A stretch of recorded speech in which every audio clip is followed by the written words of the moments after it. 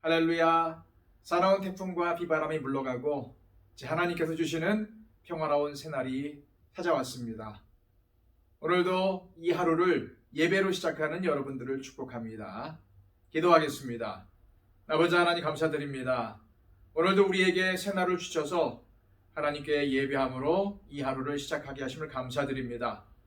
오늘도 하나님께 속한 복된 자녀로 또한 이 하루가 하나님께서 인도하시는 복된 한날이 되기를 원합니다. 주님, 우리를 주장하여 주시옵소서. 우리를 살펴주시옵소서. 인도하여 주옵소서. 오늘도 하나님 말씀 붙잡고 말씀에 순종하며 살아가게 하여 주시고, 오늘도 어디 가든지 무엇을 하든지 예수 그리스도의 향기가 되어서 많은 사람들에게 예수 그리스도의 사랑을 알리는 도구로 사용되게 하여 주시옵소서. 오늘 하루도 온전히 하나님께 의탁하오며 예수 그리스도의 이름으로 기도하옵나이다. 아멘. 다 함께 찬송가 85장 찬양드립니다.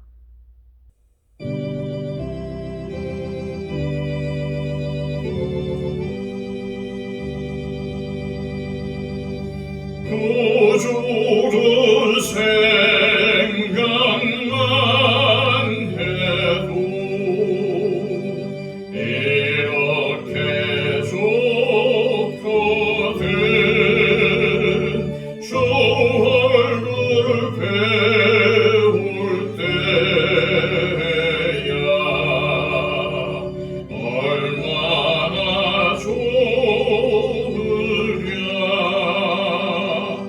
만민의 구주 예수의 귀하신 이름은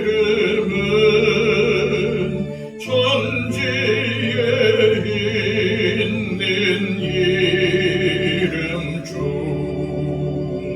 비할 데 없도다. 참 회개하는 자에게 소망이 되시고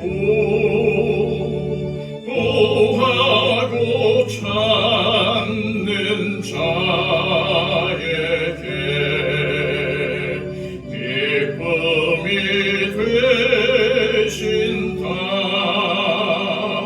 예수의 넓은 사랑을 어찌다 말하랴.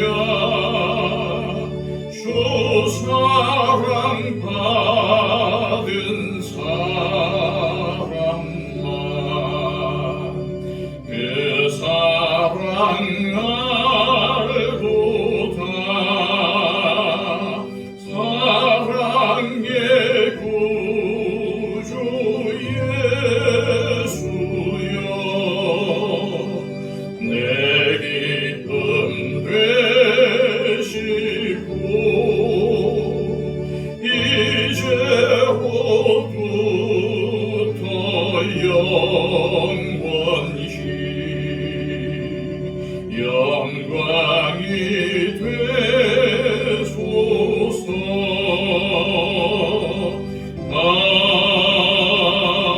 아멘. 이 시간 우리에게 주시는 하나님의 말씀은 고린도전서 1장 10절로 17절까지의 말씀입니다. 신약성경 263쪽입니다. 형제들아, 내가 우리 주 예수 그리스도의 이름으로 너희를 권하노니 모두가 같은 말을 하고 너희 가운데 분쟁이 없이 같은 마음과 같은 뜻으로 온전히 합하라. 내 형제들아, 글로에의 지편으로 너희에 대한 말이 내게 들리니 곧 너희 가운데 분쟁이 있다는 것이라. 내가 이것을 말하거니와 너희가 각각 이르되 나는 바울에게, 나는 아볼로에게, 나는 게바에게, 나는 그리스도에게 속한 자라 한다는 것이니 그리스도께서 어찌 나뉘었느냐? 바울이 너희를 위하여 십자가에 못 박혔으며 바울의 이름으로 너희가 세례를 받았느냐? 나는 그리스보와 가이오 외에는 너희 중 아무에게도 내가 세례를 베풀지 아니한 것을 감사하노니 이는 아무도 나의 이름으로 세례를 받았다 말하지 못하게 하려 함이라. 내가 또한 스데바나 집 사람에게 세례를 베풀었고 그 외에는 다른 누구에게 세례를 베풀었는지 알지 못하노라. 그리스도께서 나를 보내심은 세례를 베풀게 하려 하심이 아니요 오직 복음을 전하게 하려 하심이로되 말의 지혜로 하지 아니함은 그리스도의 십자가가 헛되지 않게 하려 함이라. 아멘. 에베소에서 사역하던 중 바울은 글로웨의 집안 사람들을 통해서 고린도 교회가 심각한 분쟁에 직면해 있다는 것을 알았습니다. 그래서 그는 고린도 교회의 성도들에게 이런 말씀을 전하죠. 10절 말씀입니다. 형제들아, 내가 우리 주 예수 그리스도의 이름으로 너희에게 권하노니 모두가 같은 말을 하고 너희 가운데 분쟁이 없이 같은 마음과 같은 뜻으로 온전히 합하라. 바울은 예수 그리스도의 이름으로 모두가 같은 말을 하고 너희 가운데 분쟁이 없이 같은 마음과 같은 뜻으로 온전히 합하라고 권면합니다. 이 말씀을 보면은 그들은 지금 말과 마음과 생각이 서로 달라 분쟁이 일어나고 있다는 것을 보여줍니다. 단순히 생각과 마음이 다른 게 아니라 서로 헐뜯고 대립하고 증오하고 있다는 말입니다. 바울은 구체적으로 그들이 어떻게 분쟁하고 있는지를 알려주지요. 12절 말씀입니다. 내가 이것을 말하거니와 너희가 각각 이르되 나는 바울에게, 나는 아볼로에게, 나는 게바에게, 나는 그리스도에게 속한 자라 한다는 것이니. 고린도 교회 안에는 고린도 교회를 섬겼거나 섬기고 있는 지도자 또는 유명한 사도 중에서 자신들이 좋아하는 사람을 중심으로 파가 갈라져 있었던 것이죠. 바울에 따르면 고린도 교회에는 크게 4개의 파가 존재하고 있었습니다.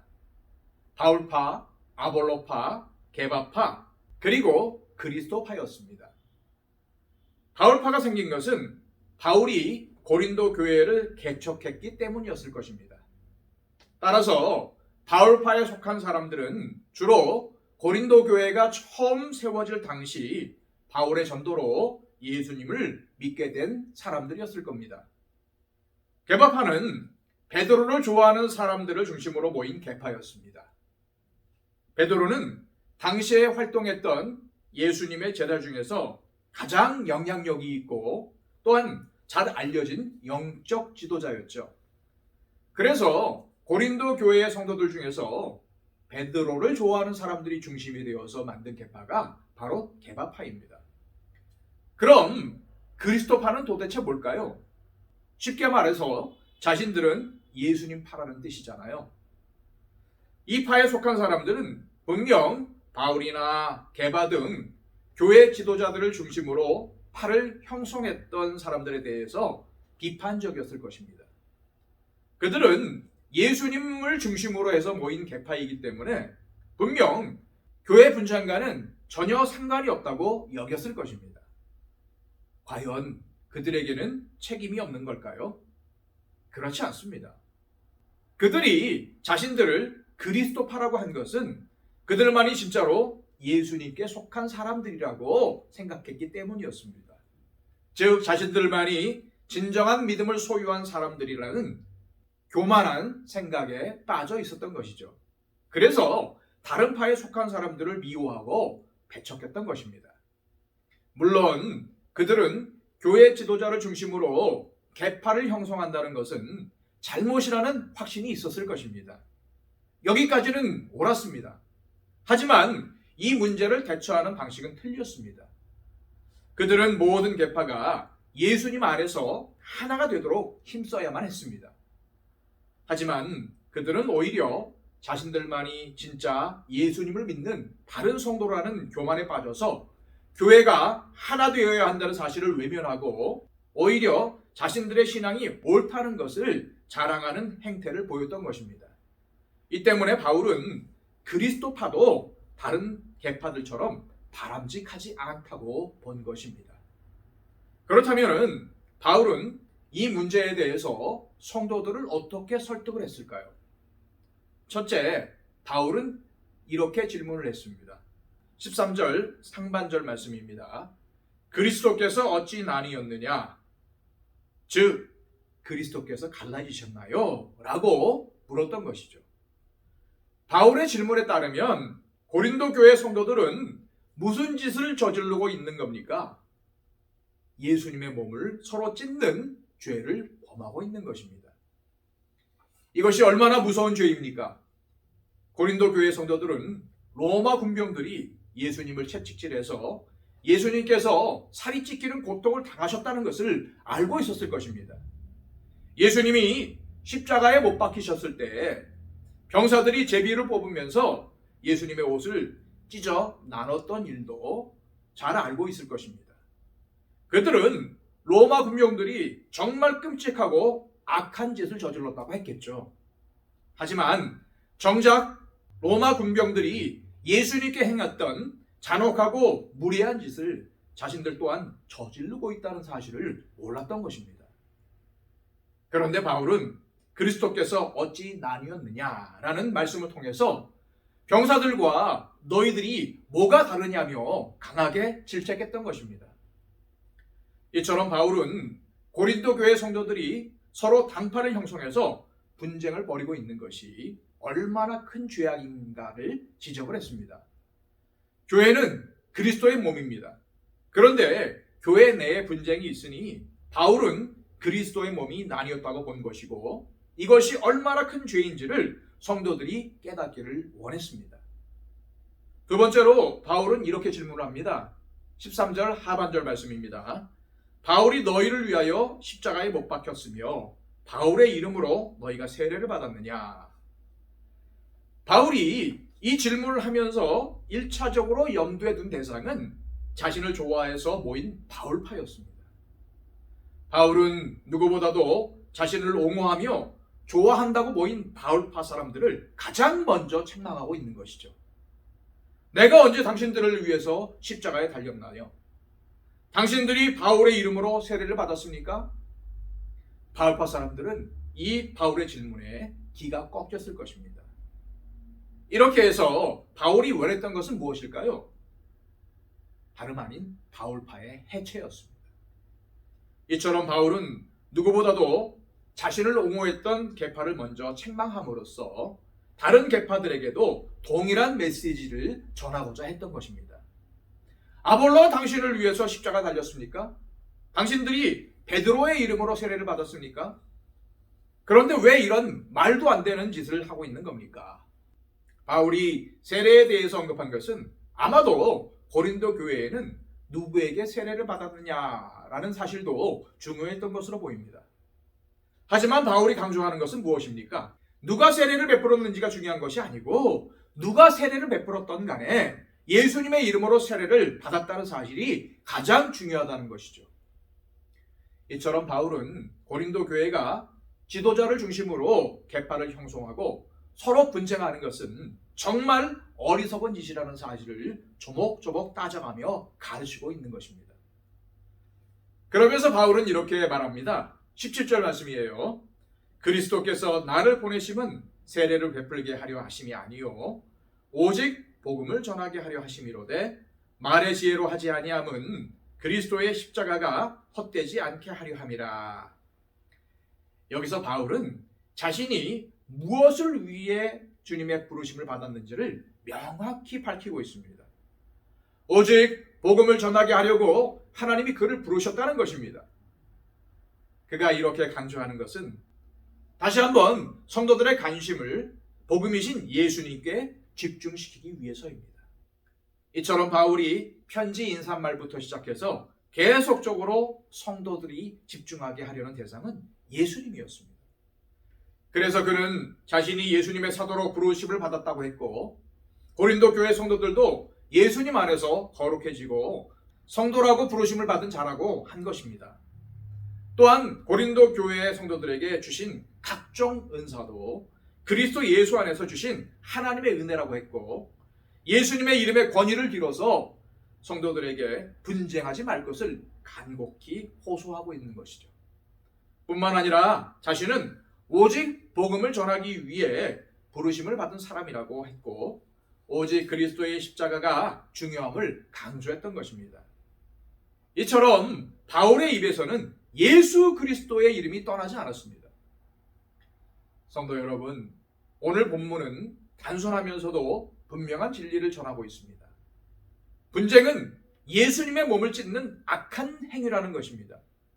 그러니 교회에서 분파를 만들거나 분쟁을 일으키는 자가 되지 말라는 것이죠.